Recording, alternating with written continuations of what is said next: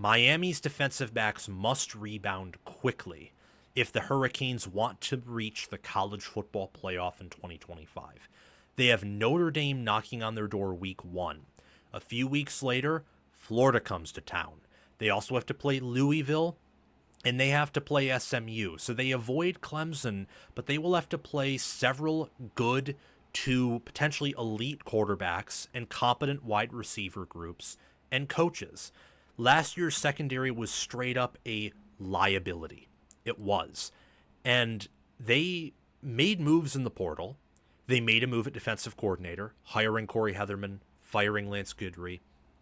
And I love a lot of the players they brought in. So Jakobe Thomas from Tennessee, Zechariah Poyser from Jacksonville State, Xavier Lucas from Wisconsin, Keionte Scott from Auburn.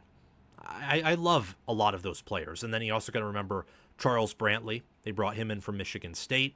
It's him and Keionte Scott battling for that nickel position, that fifth defensive back. And O.J. Frederick returns, O.J. Frederick Jr., who was a true freshman corner last year who played rather well. Before we resume this segment, please take a few seconds of your time to make sure you have liked the video, subscribe to the channel, hit the notification bell for the channel and for any team podcasts and playlists linked in the description, and also comment your thoughts down below in the comment section and join my Discord server via the description. All of those things I just asked you to do are completely free, and they sign you up for things related to my channel, or they don't sign you up for anything. No cost to you, and all the benefit to you because we release daily college football content here on College Football with Sam. If you want to support the channel monetarily, sign up for a YouTube membership, or check any other links in the description for my merchandise store and Patreon page. Thank you very much, and let's get back to the segment.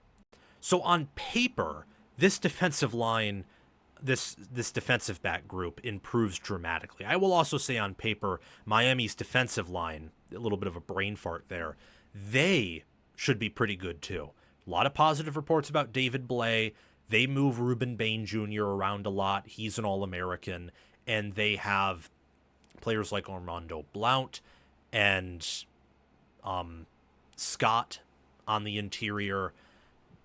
There's a lot to love about Miami's defense, period. And then linebackers, another video as well. But I want to focus on defensive back in talking about the Hurricanes because that is going to be the make or break position of the entire team. Receiver is limited upside, but I also think they have a high floor. Tight end is deep. The offensive line is deep.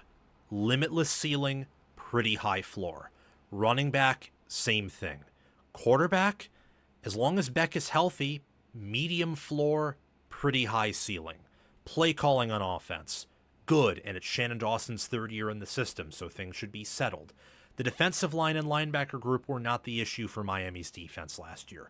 It was scheme, and it was secondary talent.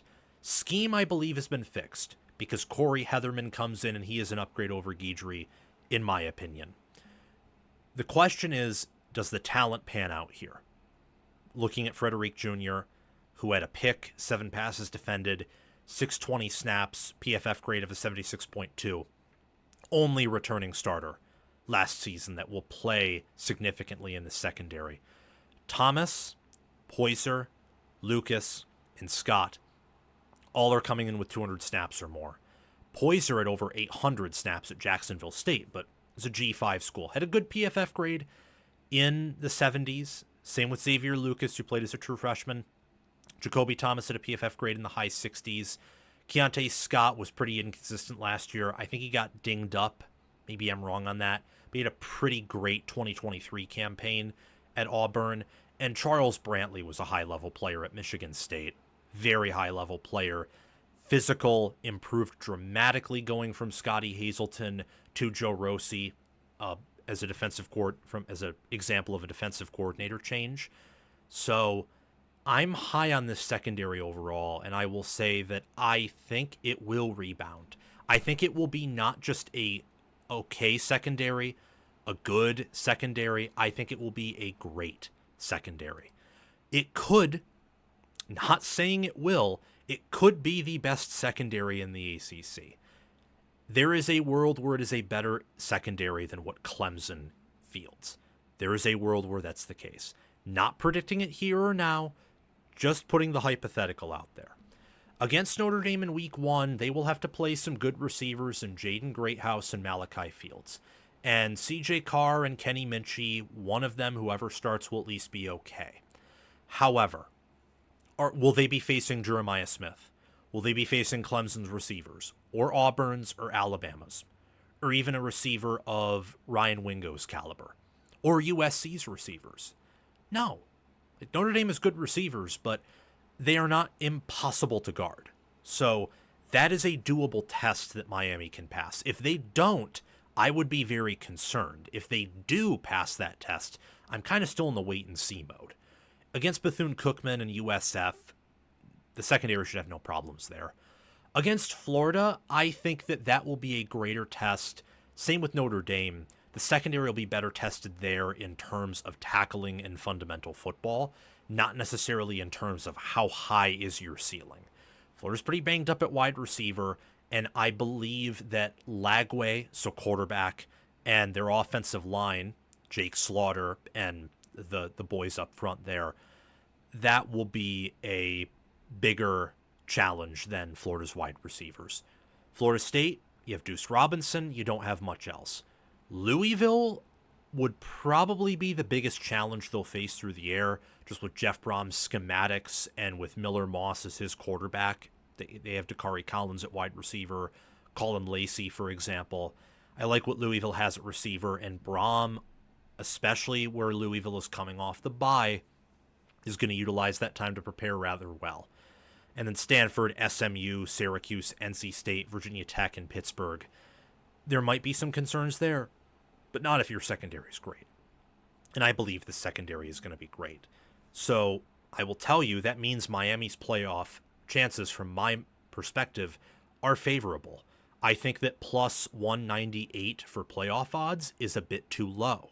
There's value there.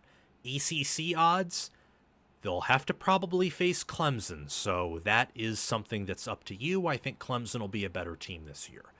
But this is a playoff contender, and if the secondary is great and everything else on the team regresses or improves at a natural expected rate, looking at the returning production of each position, then this could be a national championship caliber team, especially if Beck plays well and Hetherman and these defensive players and the personnel click pretty quickly in year 1. Thank you for watching College Football with Sam. Make sure that you've liked the video, subscribed to the channel, hit the notification bell for the channel and team playlists and podcasts in the description, join the free Discord server where we talk college football 24/7, and have commented your thoughts down below. Check out the description for any ways you can support the channel monetarily.